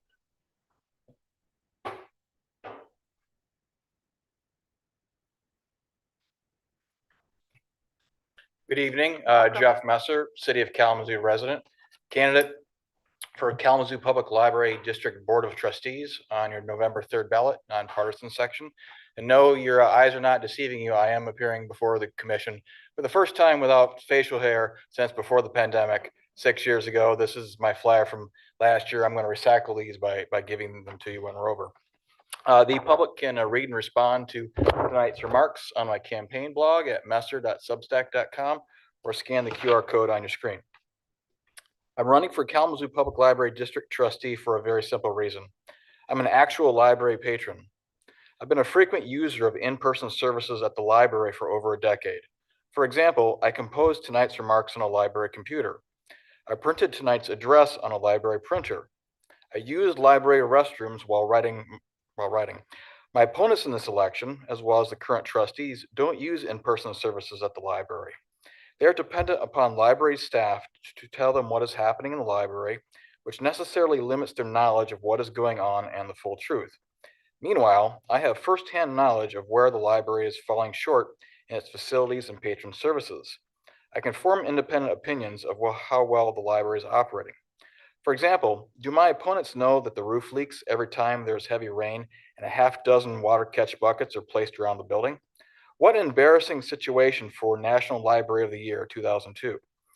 Do they know that the water supply to the first floor water fountain is inadequate, making that fountain nearly unusable?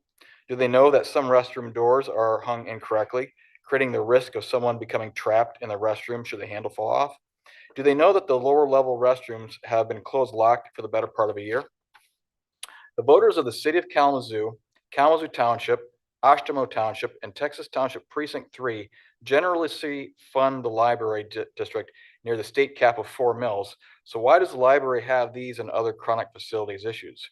What is the library spending money on that patrons see no benefit from? I look jealously at the Portage District Library, which serves its patrons with a designated indoor eating area, hot water dispenser, adequate laptop computer facilities, and ample study rooms, some of which can be reserved online. The Kalamazoo Library has removed so many books from its collection that it has plenty of space for similar facilities. KPL patrons have to suffer with worn, dirty, 28-year-old computer workstation furniture that does not accommodate laptop computer use or device charging. My opponents will likely have an outdated view of the library, which emphasizes books and literacy. While the library is still that, I think the greatest value of the library is as a community center, a third space where people can go without being expected to buy anything, especially on the hottest days of summer and coldest days of winter. The Kalamazoo Library also fails its users and patron service, including the fact that it has not resumed full pre-pandemic hours. That's my time up. Thank you. Check it out. I'll got these flyers for you. Thank you, Jeff. Is there anyone else wishing to join us for public comment?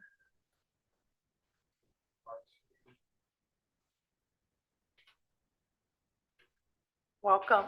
Good evening, Jane Ghosh with Discover Kalamazoo. First off, I want to, a couple weeks ago, we had our groundbreaking for the indoor sports facility, and some of you were able to make it, but not all, and I'm just deeply appreciative of all the support of the county along the way. And I also want to tell the new interim county administrator controller how much I look forward to working with them in the new capacity. And I understand from prior meetings that the plan for unused American Rescue Plan funds was that they would be reported and returned if they were not going to be able to use by the various assignees by September 1st. And so in advance of that, I just wanted to give you an update. I came a couple months ago to talk to you about the fact that our 2026 expense budget was going to be down for the promotion of Kalamazoo County versus 2025. We did everything we could to cut where it would least impact visitor spending. Ultimately, we had to cut our advertising and community support budgets. Most of the community support events are already behind us, but from an advertising standpoint, much of our advertising season is still ahead. We still continue to advertise for leisure visits in August, September, October, primarily. And our year-on-year advertising budget is down 35,000. As I said, we cut everywhere else first, but when we couldn't cut anywhere else, we had to cut that advertising budget. So that was already going to reduce the number of ads we were able to serve. And then we've also seen a significant increase in cost per impression. So you kind of measure ads served by impressions, and our cost per impression are going up significantly this year versus last year, even further reducing the number of impressions that we can have. So I know you have tough choices to make on how to deploy those American Rescue Plan funds that may be remaining, but Discover Kalamazoo can spend money quickly, efficiently, and effectively at any amount. So if you find yourselves with even just $10,000 or $5,000 remaining, we can deploy that very quickly in our advertising channels against existing ads that we already have. So wanted to leave you with that message as you're making your decisions in September. Thank you. Thank you, Jane. Any others? All right, I am seeing none. With that, we will end our first opportunity for public comment. We'll go now to item 11, our consent agenda. Chair, I'd like to make a Commissioner Wheeler. motion. I move that the consent agenda items be voted on at one time by a roll call vote and be considered as a consent agenda by the board. Motion is made by Commissioner Wheeler, supported by Vice Chair Pro Tem Hepler. Any discussion? All right, with that, clerk, please call the roll. Commissioner Mazer, Yes. Commissioner Morales, Commissioner Ray, Chair Strubs, Yes. Vice Chair Taylor, Yes. Commissioner Wheeler, Yes. Commissioner DeLu, Yes. Commissioner Gisler, Yes. Vice Chair Pro Tem Hepler. Yes. 9 yes. Thank you. That consent agenda has passed. All right, we will go to item 12, unfinished business and general orders. Is there any other unfinished business? We're seeing none. We'll go to item 13, new business, our non-consent items. So we have item 2026-975, request for approval for position creations within the maternal health division. Support. Motion is made by Commissioner Wheeler, supported by Vice Chair Taylor. We'll open discussion. Vice Chair. Yeah, as I said earlier, I completely support this. It's a smooth transition. I just wanted to make sure that, and ask one more time, that this money will be reimbursed when we are collecting from the millage dollars next year. I know we're taking it out of 101, it seems, but that it will be replaced next year. Administrator? Yeah, I will certainly verify the information, but that's my understanding. If needed, then we can always move a motion if it's required, Mr. Administrator. I would agree with that same sentiment is also lifted up by Commissioner Ray. All right, any other discussion? All right, I am seeing none. We'll close discussion. Clerk, will you please call a roll? Commissioner Morales? Yes. Commissioner Ray? Yes. Chair Strubs? Yes. Vice Chair Taylor? Yes. Commissioner Wheeler? Yes. Commissioner DeLu? Yes. Commissioner Gisler? Yes. Vice Chair Pro Tem Hepler? Yes. Commissioner Mazer? Yes. 9 yes. Thank you. That motion carries. All right. That takes us now to item 14, which is our second opportunity for public comment. Is there anyone else wishing to make one before the board?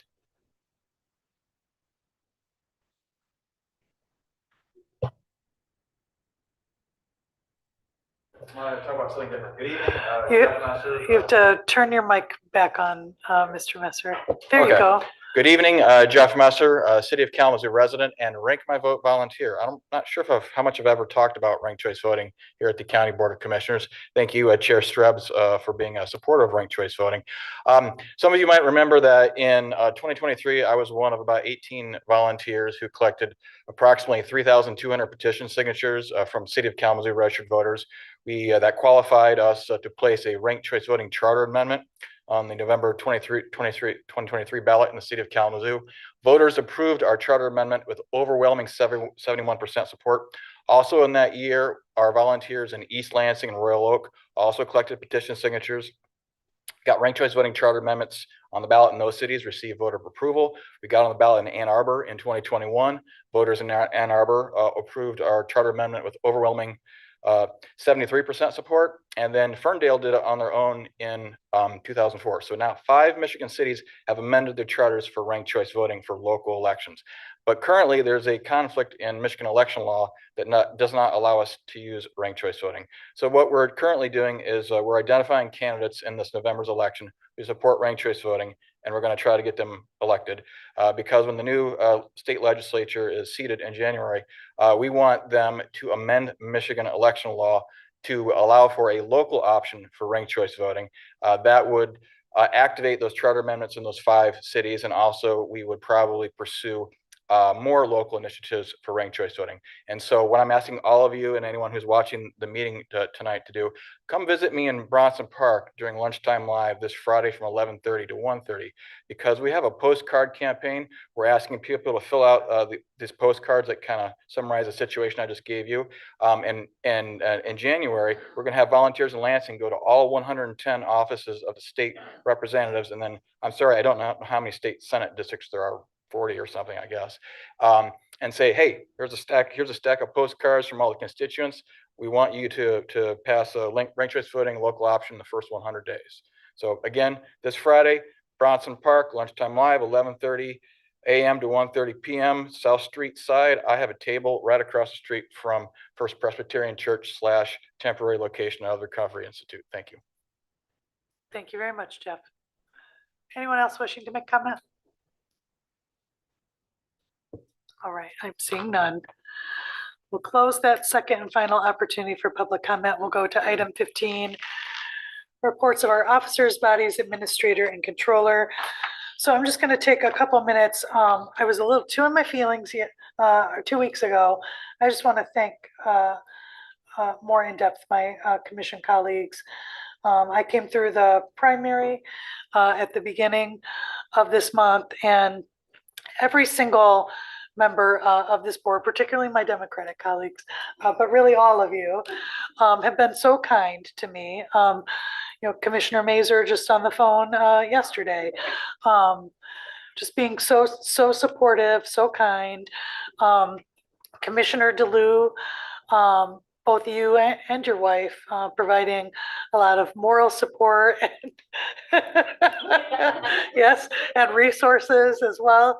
Just very appreciated. Vice Chair Taylor, with all his network of connections and political acumen, was very gracious also to provide guidance and support and insight. Always liking the title of political director in his life. Commissioner Morales helped connect me with members in the community, went on the radio with me, spoke with great passion to the community as we were working with other statewide campaigns, with Abdul for Senate, and just being, a powerhouse and fun and just You look good, girl. really great. See that? Compliment her that I get that back. Look at that. Commissioner Wheeler as well. I mean, just always very, kind, supportive, encouraging, and even when you're not feeling well, taking the time, just to reach out, and I appreciate you. And Commissioner Ray, out there, even with the baby, knocking doors with me in the hot, burning heat. Right? So for your leadership has meant a lot to this community, all these board members, but having your support in particular was important for me to go forward in the effort. And I just didn't get a chance to tell you that. Thank you. Thank you. Okay. There I go again. Whew. Take a breath. I couldn't even not get any of that out last time, so I was way too tired. Oh, goodness.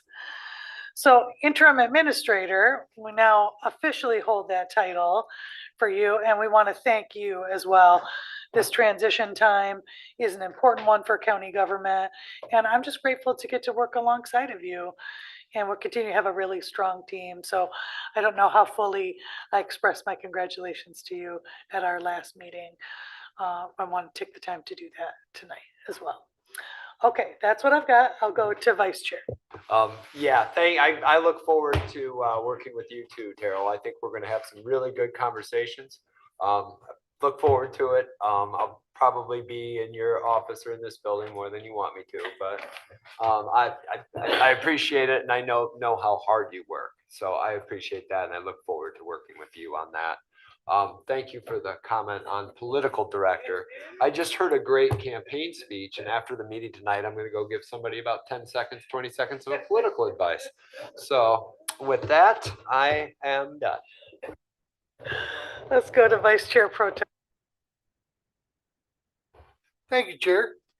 My apologies for being a little late to our first meeting.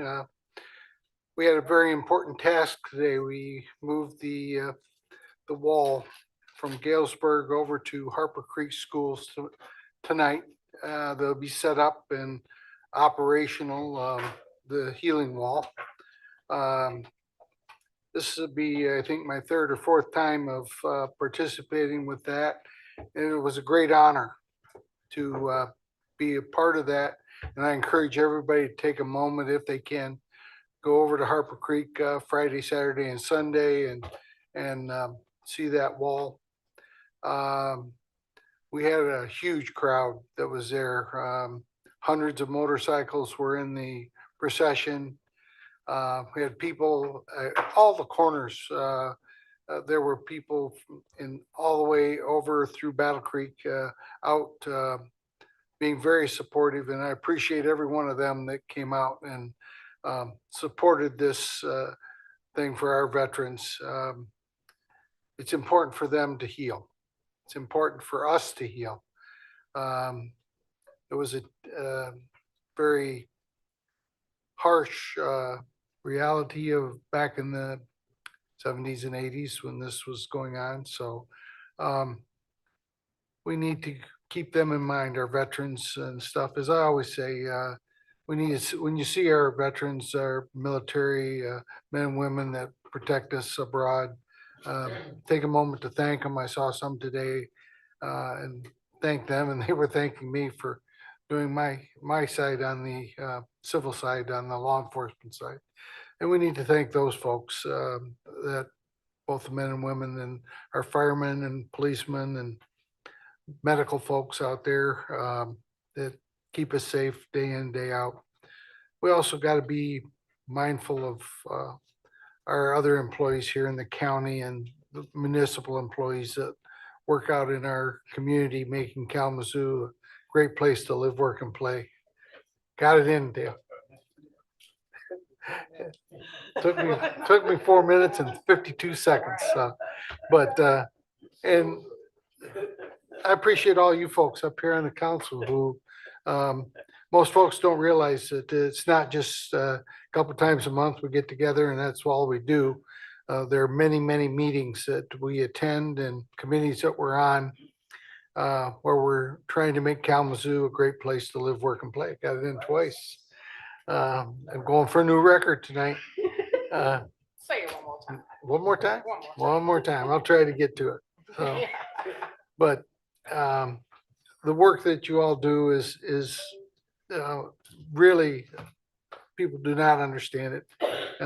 And they need to appreciate what you all do. And so when somebody says thank you to you for what you're doing, tell them that they're welcome. So, but we need to be thankful for our community. Kalamazoo is quite a place. We're trying to make it a great place here, and our workers, our custodial staff, our law enforcement, our prosecutors, our courts, all work diligently every day to keep Kalamazoo a safe place for folks and our businesses to thrive and prosper. Thanks, Administrator Cole. Congratulations, Council, for your hard work, and I look forward to working with you folks. And as we move down through the ranks and keeping our community a great place to live, work, and play. Got it for you.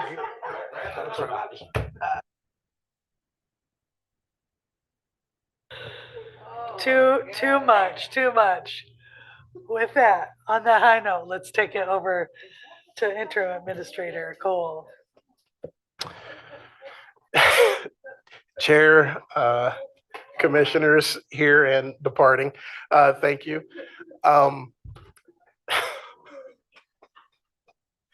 I appreciate the opportunity to serve you all. And with that, a couple of announcements. As you know, Chief of Staff Sutton sent out availability for the special meetings, 2 meetings, one on facilities and another on compensation and wages.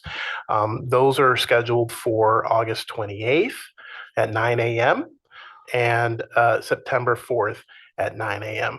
Not 8, 9 a.m. You're welcome. To the body, to the body. Up next is, yes, I'm sorry. Oh, I'm sorry. The 28th, Friday the 28th at 9 a.m. and Friday the 4th at 9 a.m. 9 a.m.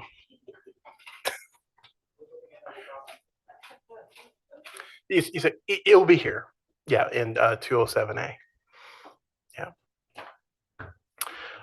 Next, the commissioners are invited to attend a regional summit, Building Capital for Housing, which will have the Deputy Housing Director, Willa DiToronto, will be presenting on the Kalamazoo County housing millage and the county's approach to addressing the critical issue of housing and all the needs. Other featured speakers include Gregory Haller, Christopher Miller, Jackie, I'm going to butcher this name, but Jackie Ludicki, Borazan. I almost rolled an R, may have been appropriate or not, but this will be held Tuesday, August 25th, 9:30 a.m. to 2:30 p.m. In Lawrence, Michigan, at the Van Buren Conference Center. Up next is also our Winter Solutions regional participation. Letters requesting participation in the Continuum of Care's Winter Solutions efforts have been sent to surrounding jurisdictions. Commissioners are encouraged to contact their counterparts and support the regional financial participation in the upcoming winter season. Texas Township Deputy Director de Toronto is scheduled to present on August 24th at 6 p.m. Oshnell Township Director de Toronto is scheduled to present on the 25th at 5:30. The request is to appear at the City of Portage's agenda on the 25th, where both, Deputy County Administrator Lenny Smith will attend. Kalamazoo Township, the discussion has been tabled until November, and City of Parchment and Comstock, neither jurisdiction is able to consider the request at this time.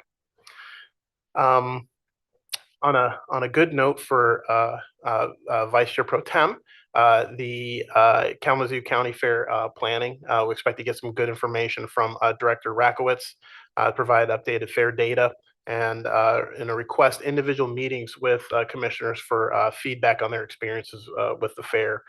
Presentation will be scheduled for the September 1st board meeting, where we'll be gathering some direction of how next year would go. I met with, just in terms of ramping up for this role, I had an opportunity to meet with our lobbyist. And so I look forward to reaching out to all the commissioners and also our local elected officials and just identifying opportunities because the county may have a new voice there. And so just aligning those efforts and prioritizations is an opportunity. I wanted to make sure we jumped on top of that.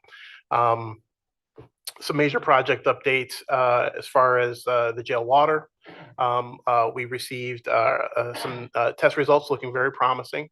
We want to continue that for consistency. One more round of tests, and we hope to have some really good news in October. So we are trending very positively in the reduction and spot checking of certain fixtures, eliminating those fixtures to where the water quality would be stable. So we don't want to oversell that. We're going to go through the round of testing, and we're looking at October as being that time frame.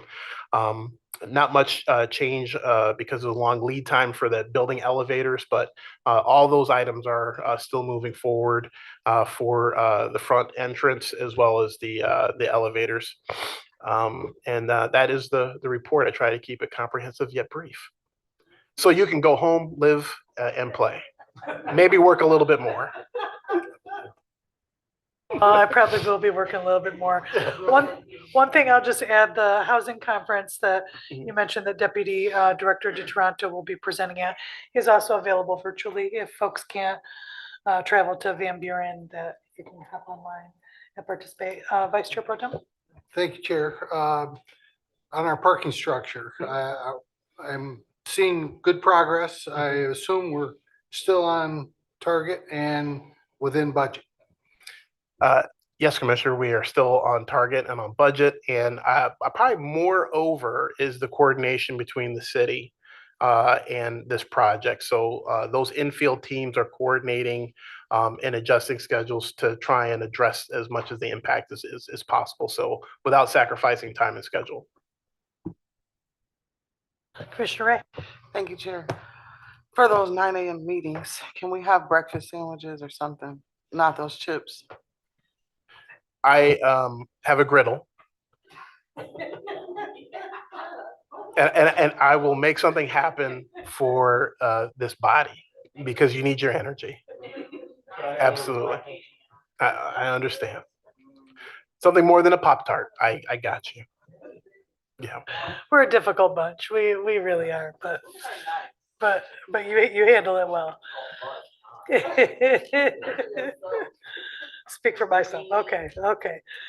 All right. With that, anything further, Administrator? All right, we will go on next to member comments. Who wants to start? You want to start, Tammy? I'll go first so I can leave first. Commissioner Ray. I don't really have anything. Congratulations again, Commissioner Strebs, Administrator. I forgot what I was gonna say to you. It was kind of weird not hearing public comment from Zach with him being here. And then the last thing, the folks that were here talking about the flat cameras, I thought that was really important. And I wish that more people would come to the county commission meetings and talk about those issues. I think it was over the weekend, somebody asked me to pull up somewhere, and I was like, I don't want my license plate on the flock cameras. Like, we shouldn't have to think like that. So I think they're doing some really important work, and I can't wait till tomorrow to send an email to my city commissioners, because I hadn't even thought about advocating in that way. So that's it for me. Thank you. Commissioner Wheeler. Thank you, Chair.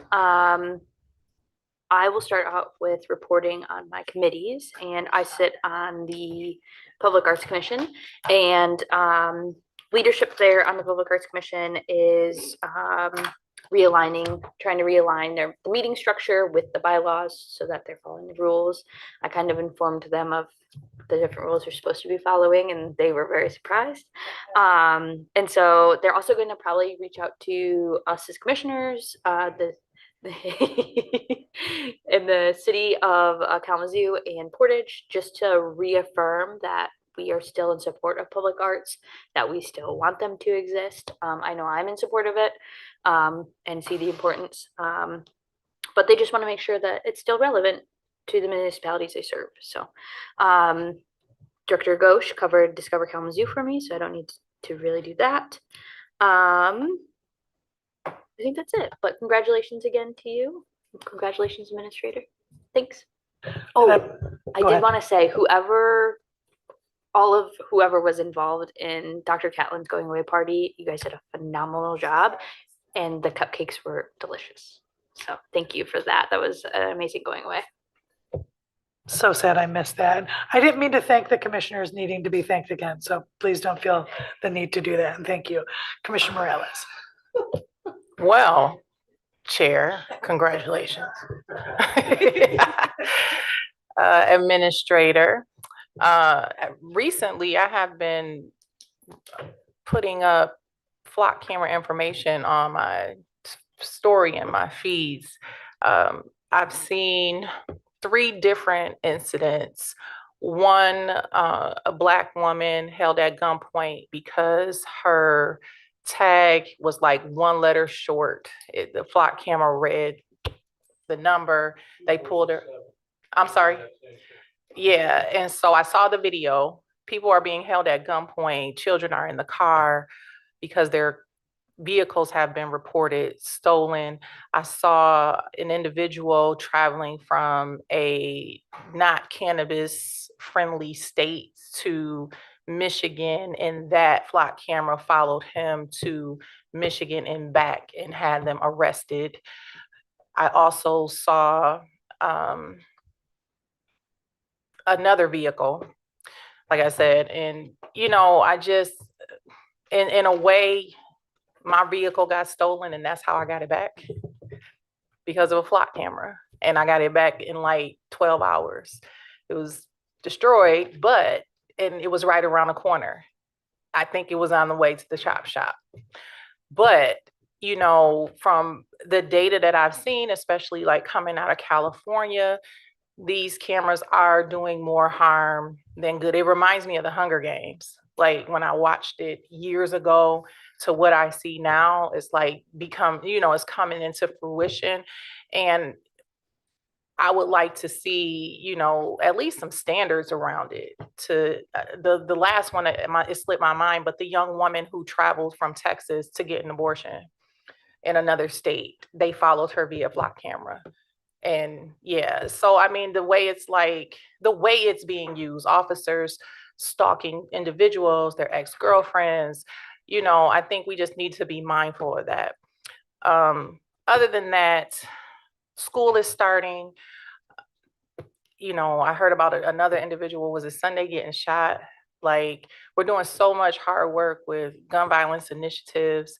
And I just want to, as a reminder, that sometimes even when you come from 2-parent homes, it doesn't mean that your child won't be the one shooting somebody, or your child won't be the one in a place where they shouldn't be because they want to be in the it crowd or whatever it may be.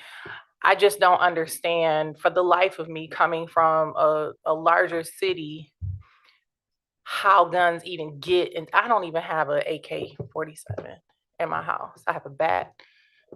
I have a nice gun, but the weapons with clips and all the things that are infiltrating the city of Kalamazoo, when I see police reports, is just mind-boggling to me on how we even get these weapons into our most vulnerable parts of the city. So I just want to thank the gun violence committee. I can't think of the name right now because perimenopause is kicking my butt. I have a fan on right now.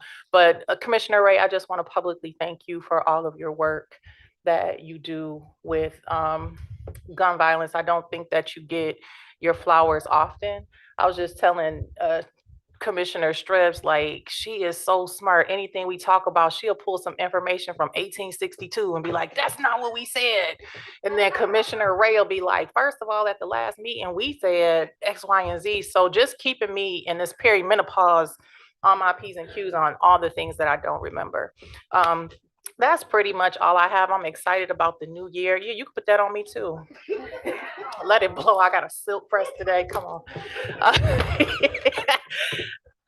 As we start our new year, Jesus, as we start our new year, I just, it's 2 weeks away, 2 or 3 weeks away. I just hope that we have somebody telling me to shut up on my phone.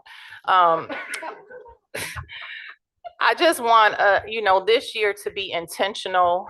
I want, our kids going into schools, for the folks that they are hiring, that sometimes I feel, sometimes we perpetuate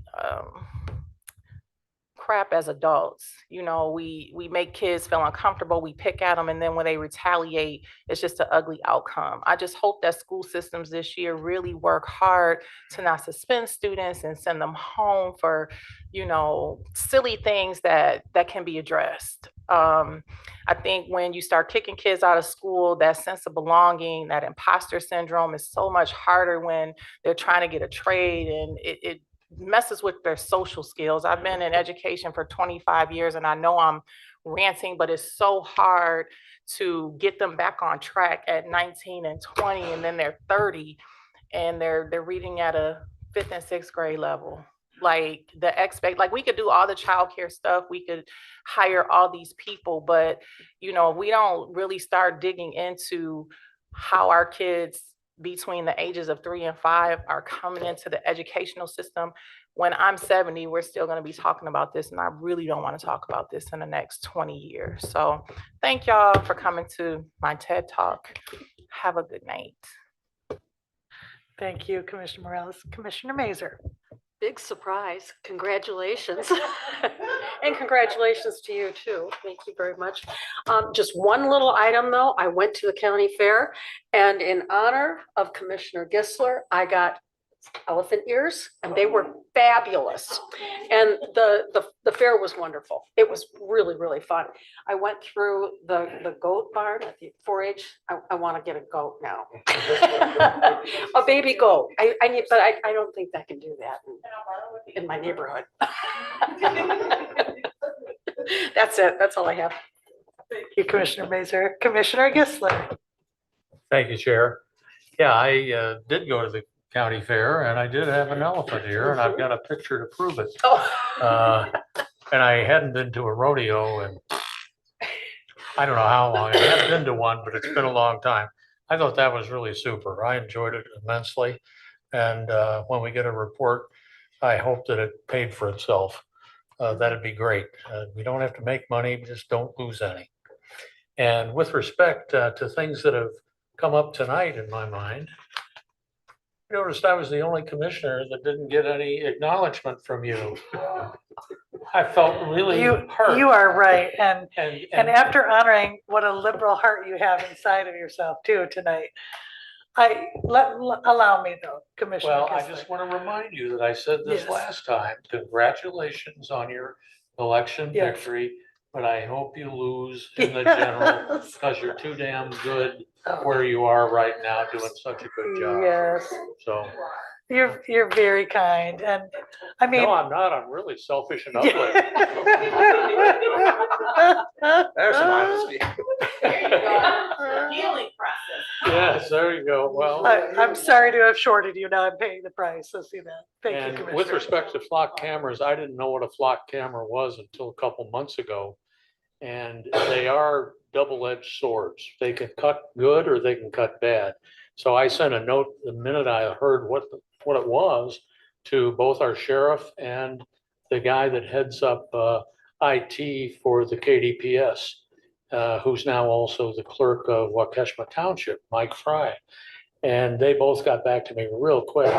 And they said, the use of a flock camera on our turf has helped us solve many cases. Not, it wasn't 100, it was maybe 50 or 60 that would not have been solved before.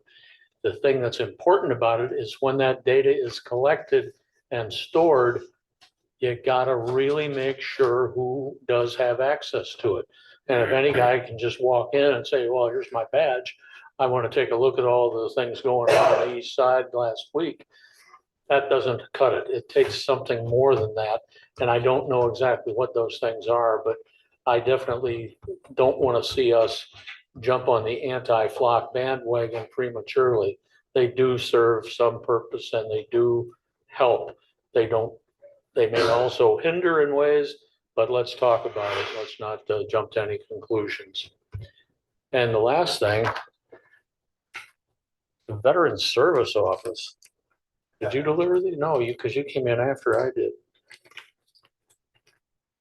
I'll have to, I should have undone these beforehand. What? Well, it said it's for Commissioner Gisler from the Veterans Service Office. And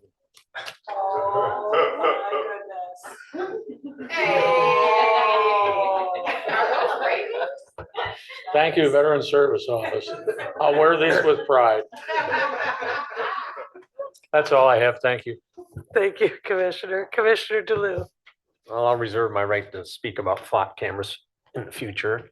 Administrator Cole, you seem like a natural in that chair there already, so happy to have you.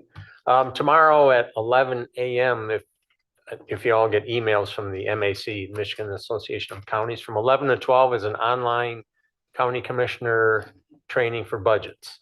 So I will certainly be partaking in that. It's free, just got to sign up. And one more time to Chair Strabs on her campaign, although she was juggling 100 things at the time, whenever she called me, she knew exactly how much more I could get. So, and it worked. Thank you.